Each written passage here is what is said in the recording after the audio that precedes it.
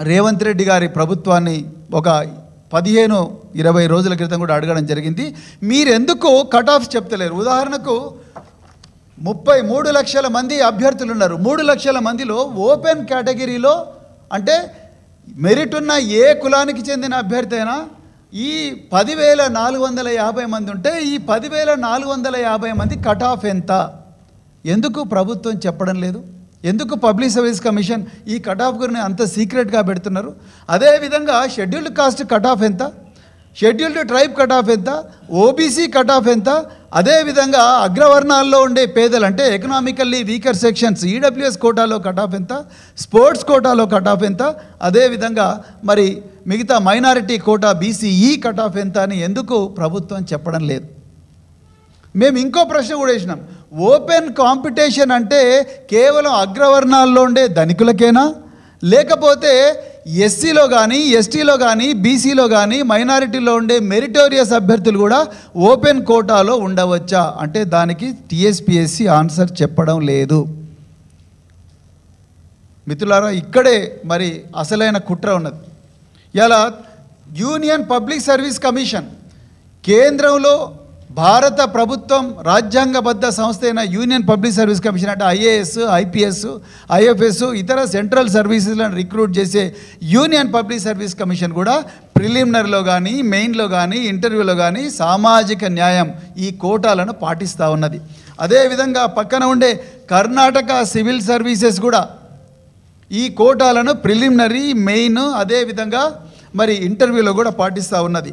Punjab civil service commission కూడా Punjab public service commission కూడా ఈ కోటాలను పాటిస్తూ ఉన్నది. హర్యానా పబ్లిక్ సర్వీస్ కమిషన్ కూడా ఈ కోటాలను పాటిస్తూ ఉన్నది. పక్కనే ఉండే మన బార్డర్ స్టేట్ అయిన ఛత్తీస్గఢ్ కూడా ఈ కోటాలను స్పష్టంగా పాటిస్తూ ఉన్నది. జార్ఖండ్ కమిషన్ కూడా ఈ కోటాలను స్పష్టంగా పాటిస్తూ ఉన్నది. మరి వీళ్ళందరికీ సుప్రీంకోర్టు జడ్జిమెంట్లు అడ్డం వస్తలేవా? ఇవాళ తెలంగాణ ప్రభుత్వం ఆలోచించాల్సిన అవసరం ఉన్నది. మరి ఎందుకోసం ఈ నిరుద్యోగులు తెలంగాణ తెచ్చుకున్నారు?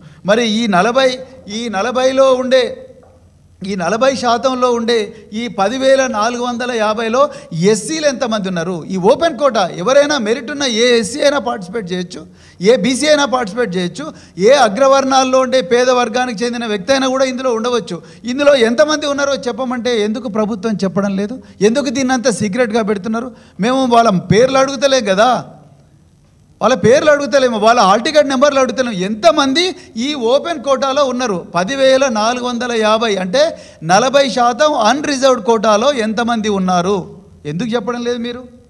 మరి అది కాకుండా మీరు మొన్న ఇంకొకటి చేసినారు. తెలంగాణ పబ్లిక్ సర్వీస్ కమిషన్ 3,232 మందిని ఎక్స్ట్రాగా క్వాలిఫై చేసి తీసుకున్నారు. వీళ్ళు ఏ వర్గాలకు చెందిన వాళ్ళు? ఎందుకోసం తీసుకున్నారు వీళ్ళను? ఎక్కడ మీకు షార్ట్ ఫాల్ వచ్చింది? ఆ విషయాల్లో ఎక్కడ కూడా పబ్లిక్ సర్వీస్ కమిషన్ చెప్తలేదు, చీఫ్ సెక్రటరీ గారు కూడా చెప్తలేరు. రేవంత్ రెడ్డి గారు అయితే అసలు దాని సంబంధం లేనట్టే వ్యవహరిస్తూ ఉన్నారు. మిత్రులారా, ఇక్కడ జరిగే నష్టం తెలంగాణ సమాజానికి తెలవాలి.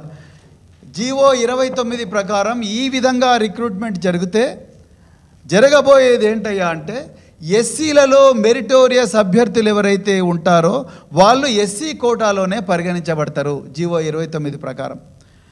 బీసీలలో ఎవరైతే మెరిటోరియస్ అభ్యర్థులు ఉంటారో వాళ్ళు బీసీ కోటాలోనే పరిగణించబడతారు. ఎస్టీలో ఎవరైతే మెరిటోరియస్ అభ్యర్థులు ఉంటారో వాళ్ళు ఎస్టీ కోటాలోనే పరిగణించబడతారు. అగ్రవర్ణాల్లో పేదలు ఎవరైతే మెరిటోరియస్ కోటాలో ఉంటారో వాళ్ళు కూడా అగ్రవర్ణాల్లో పేదల ఈడబ్ల్యూఎస్ కోటాలోనే పరిగణించబడతారు.